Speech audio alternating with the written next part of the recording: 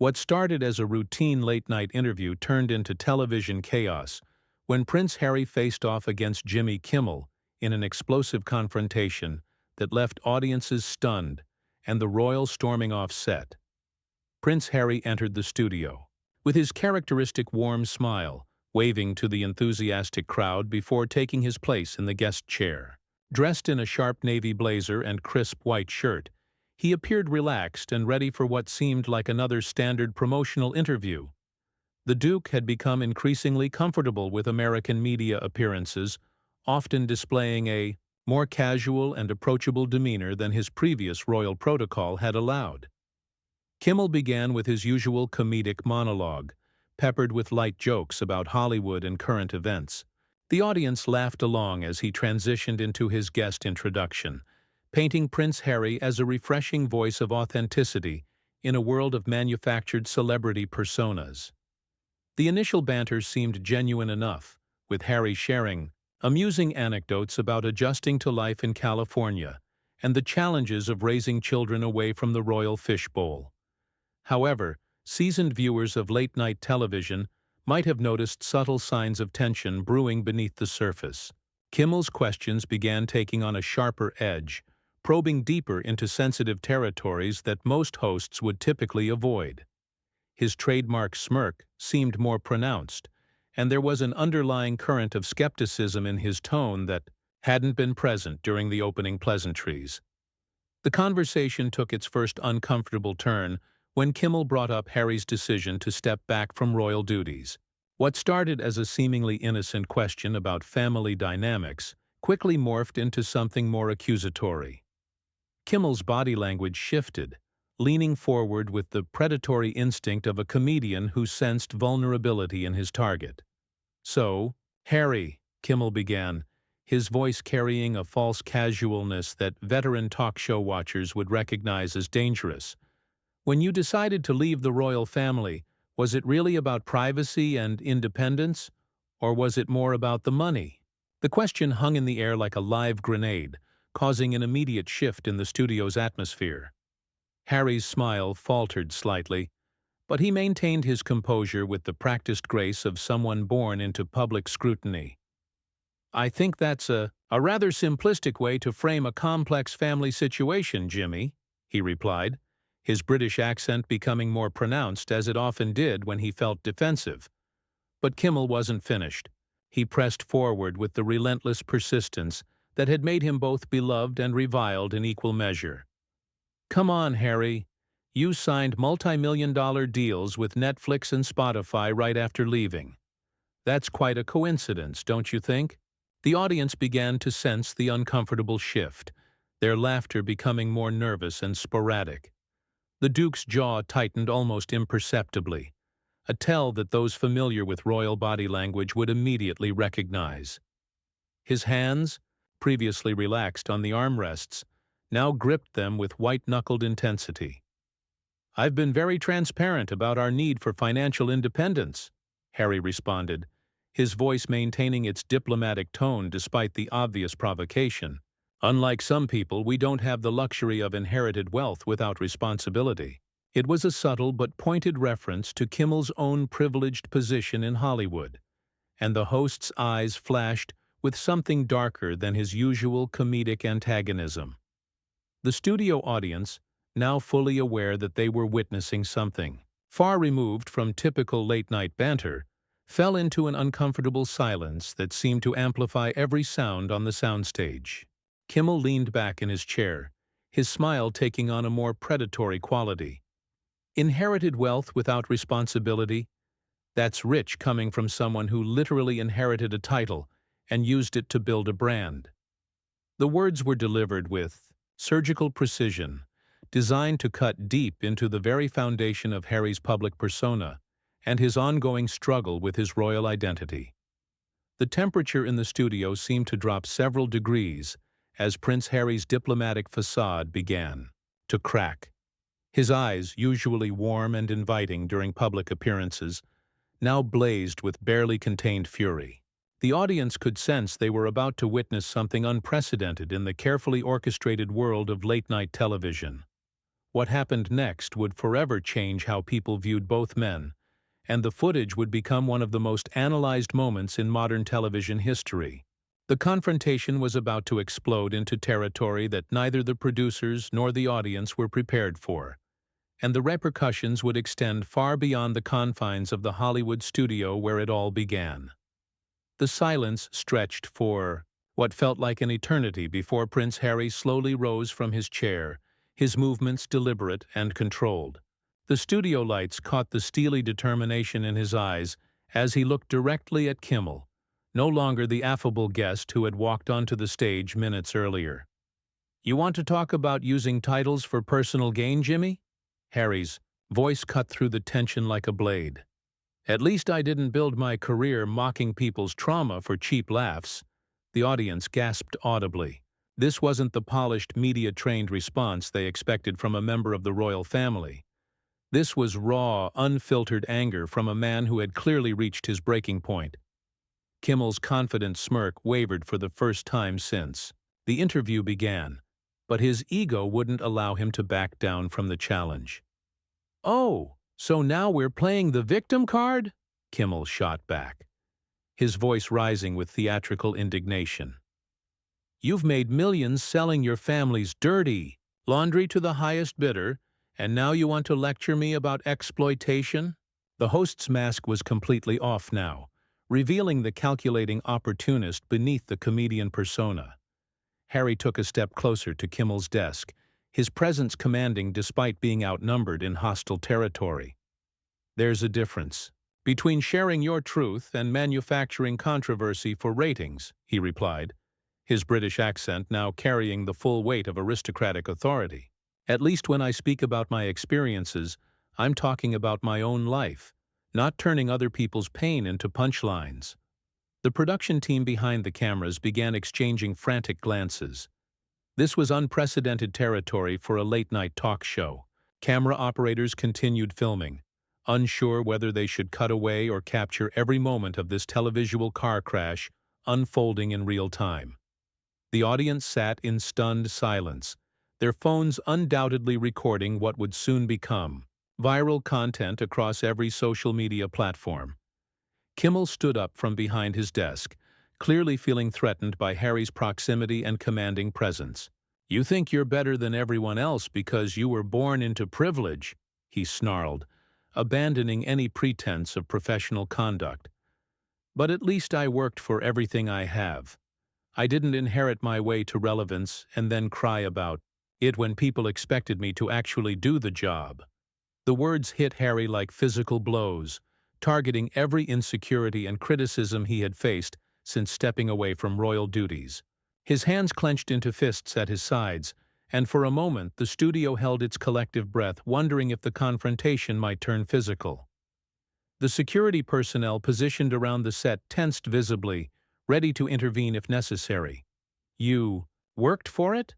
Harry's voice was now barely controlled fury. "You mean you clawed your way up by stepping on anyone who got in your way, including the guests who trusted you enough to sit in that chair?" He gestured toward the guest seat he had just vacated. "How many people have you humiliated for content? How many lives have you damaged for a segment?" Kimmel's face flushed red with rage and embarrassment.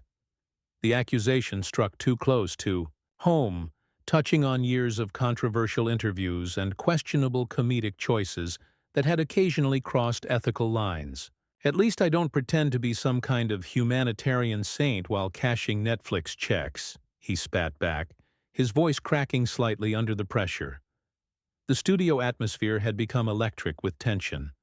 Audience members were leaning forward in their seats, some covering their mouths in shock, others frantically texting friends about what they were witnessing.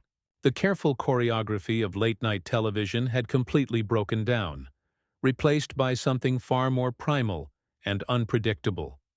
Production assistants were now openly panicking in the wings, unsure whether to cut to commercial, end the show entirely, or let the confrontation play out for the sake of television history. The show's producers, watching from the control room, faced an impossible decision between protecting their host and capturing what could be the most talked-about moment in late-night television history. Harry stepped back slightly, his breathing heavy but his posture still radiating controlled anger. The difference between us, Jimmy, is that I've actually tried to use my platform for something meaningful. You've built yours on cheap shots and manufactured outrage. His words carried the weight of someone who had finally found his voice after years of having it suppressed by protocol and expectation. The confrontation had reached a fever pitch, with both men's true characters fully exposed under the harsh studio lights. What would happen next would determine not only the future of their respective careers, but also reshape the entire landscape of celebrity interviews and late-night television. Kimmel, sensing he was losing control of the situation and his audience, made a desperate attempt to regain the upper hand through what he did best: cruel humor designed to wound. "You know what, Harry? Maybe your family was right to distance themselves from you. Maybe they saw what we're all seeing right now, someone who can't handle the pressure without throwing a tantrum." The words hung in the air like poison gas. Every person in that studio knew Kimmel had crossed a line that should never be crossed. The reference to Harry's fractured family relationships, particularly his complicated dynamic with his father and brother, was a deliberate attack on the prince's deepest vulnerabilities. The audience collectively inhaled, some audibly gasping at the sheer audacity and cruelty of the comment. Harry's face went completely white, then flushed red with a rage that seemed to emanate from his very core. His military training, years of public service and royal upbringing had taught him discipline and restraint, but Kimmel had just weaponized the most painful aspects of his personal life for cheap entertainment value. The prince's hands trembled slightly as he struggled to maintain composure in the face of such calculated cruelty. "How dare you?" Harry whispered, his voice carrying more menace than any shout could have conveyed. "How dare you use my family's private pain as material for your pathetic excuse for comedy?" His words were measured but loaded with a fury that made several audience members shift uncomfortably in their seats. The studio had become a powder keg, and everyone present could feel they were moments away from an explosion that would make television history. Camera operators continued filming with steady hands despite the chaos, understanding instinctively that they were documenting something that would be dissected and analyzed for years to come. Kimmel, perhaps realizing he had gone too far but unable to back down without losing face completely, doubled down on his attack. "The truth hurts, doesn't it? You've spent years playing the victim, blaming everyone else for your problems. Maybe it's time someone told you that your family drama isn't the world's responsibility to fix." The cruelty in Kimmel's voice was unmistakable now. This wasn't comedy or even heated debate. This was character assassination being broadcast live to millions of viewers. The host's desperation to maintain dominance had led him into territory that professional entertainers typically avoided, even in their most controversial moments. Harry took another step forward, his presence now completely dominating the space, despite being in hostile territory. "You want to know what the truth is, Jimmy? The truth is that you're a bully who hides behind humor because you're too cowardly to face people as equals. You've built your entire career on punching down at people who trusted you enough to sit in that chair." The accusation reverberated through the studio like a thunderclap. Several audience members nodded involuntarily, recognizing the pattern Harry was describing from years of watching Kimmel's occasionally questionable interview tactics and comedic choices. Production staff in the wings were now openly discussing whether to cut the cameras, but the raw authenticity of the moment had created a train wreck that was impossible to look away from. This wasn't scripted entertainment. This was real human conflict playing out in all its ugly, compelling glory. Kimmel's confidence was visibly cracking under Harry's unwavering gaze and articulate condemnation.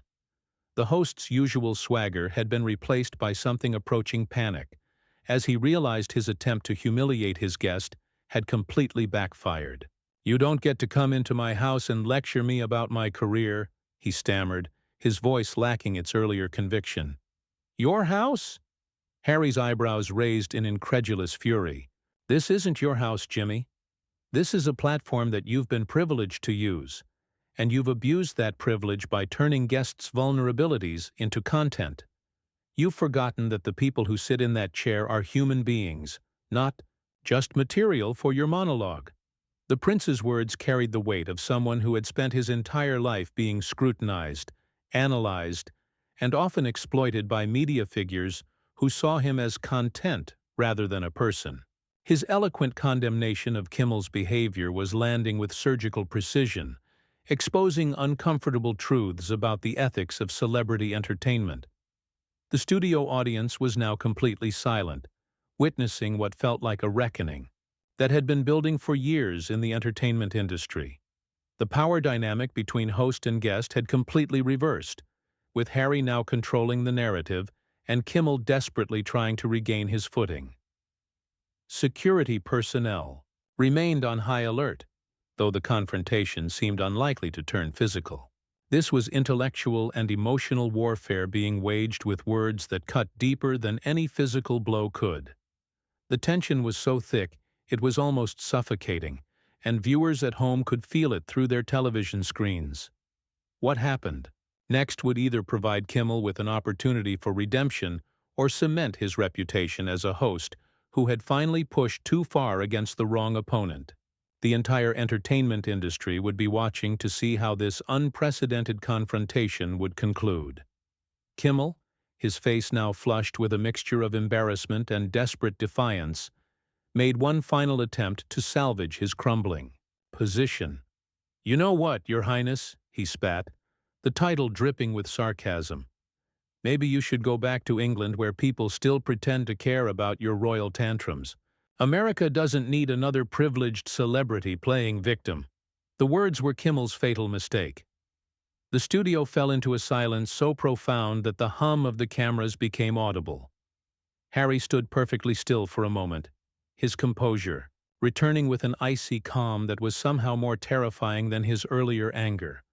When he spoke, his voice carried the full weight of centuries of royal authority, combined with the hard-earned wisdom of a man who had genuinely suffered and grown.